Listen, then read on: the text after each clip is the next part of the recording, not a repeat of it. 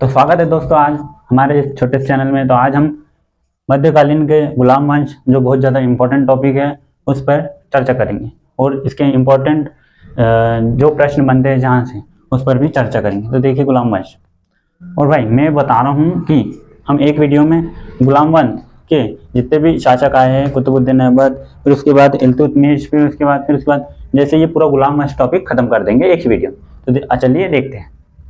देखिए सबसे पहले गुलाम वंश की स्थापना कभी थी भाई? 1206। गुलाम वंश का शासन चला था 1206 से 1290 ईस्वी तक। ठीक है भाई, ठीक है। तो गुलाम वंश के प्रत्यक्ष शासक कौन थे?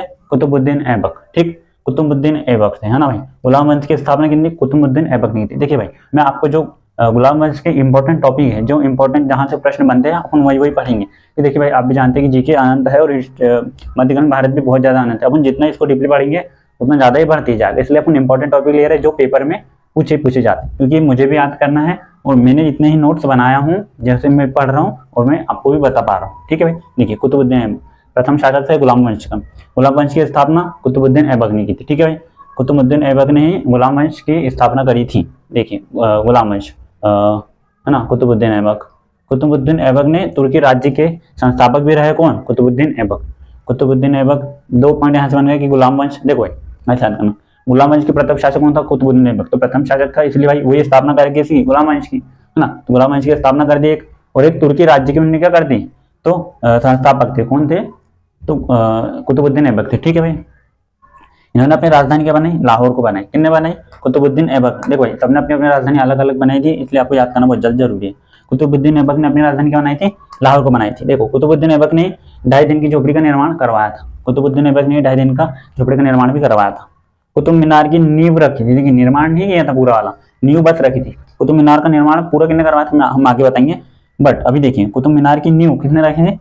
कुतुबुद्दीन ऐबक ने। बहुत सरल है, देखो कुतुब मीनार, कुतुबुद्दीन। ठीक है, नॉर्मल। कुतुबुद्दीन ऐबक, कुतुब मीनार की नींव रखी थी किसने? कुतुबुद्दीन ऐबक ने। देखिए भाई, पाचुपन, अत्यधिक दान करते थे, बहुत ही दयालु टाइप के थे कुतुबुद्दीन ऐबक, है ना। तो अत्यधिक दान का इनको लाख बख्श कहा जाता था। लाख बख्श कहा जाता था। अत्यधिक दान, जो दान की पुण्य करते हैं ना, उनको लाख बख्श कहा गया था। कुतुबुद्दीन ऐबक को कहा गया था, है ना।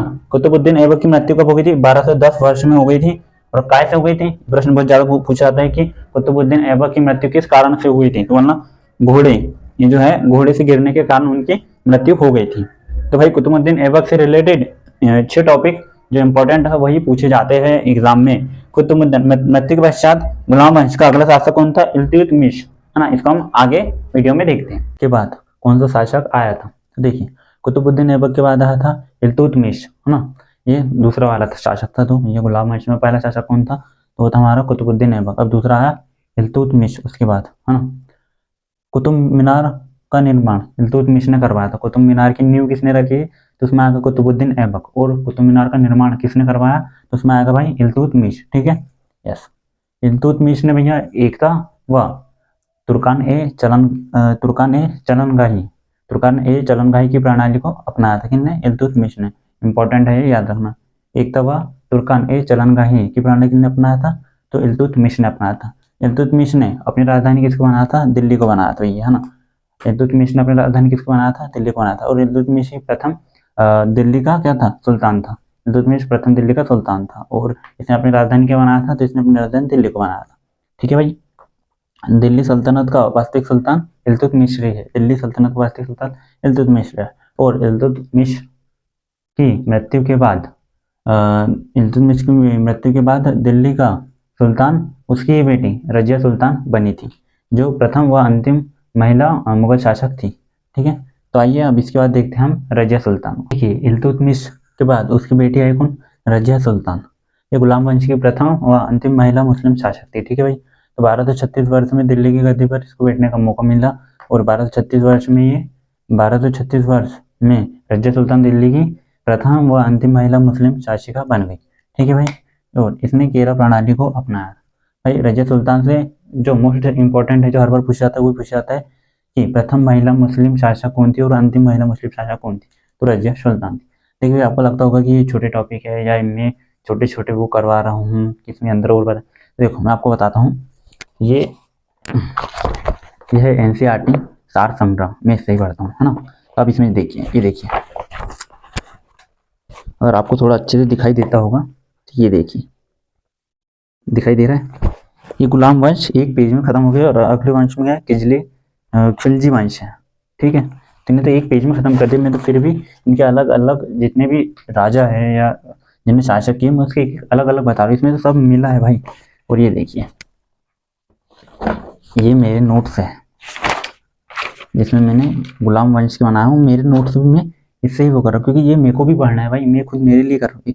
कुतुबुद्दीन ऐबक, इल्तुतमिश, मैं अलग अलग जो राजा है उनके इंपॉर्टेंट टॉपिक बता रहा हूँ भाई। मैं जितना बता रहा हूँ आप उतना ही याद रखिए। ठीक, देखते हैं हम जो अगला शासक है इसके बाद कौन आया।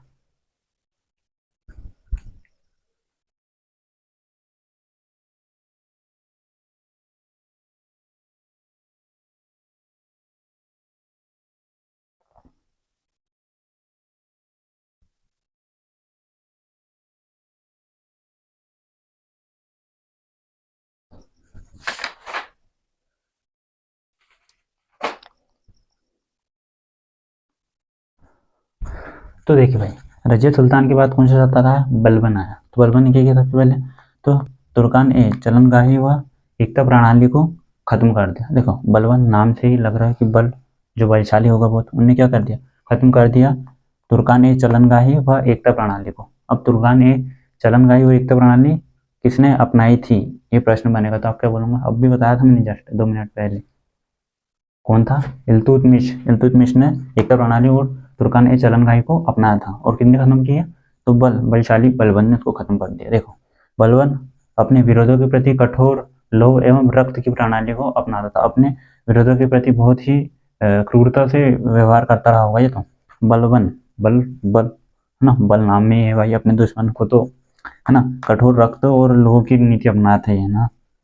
सिजदा एवं पेबोस प्रथा, सिजदा एवं पेबोस प्रथा किसने? बलबन ने अपने दरबार में अपनाया था। ठीक, राजा को जिले इलाही भी कहा था इसने। राजा को जिले इलाही भी कहा था। देखो भाई इतने ही टॉपिक है बलबन में। देखा, ये देखो ये है फिर से वही वाली। और इसमें बताता हूँ मैं आपको है ना, बलबन ये 1 2 3 और ये 4। देखिए ये बलबन से रिलेटेड मात्र 4 टॉपिक दिए हैं इसमें और मैंने भी 4 टॉपिक ही लिखे।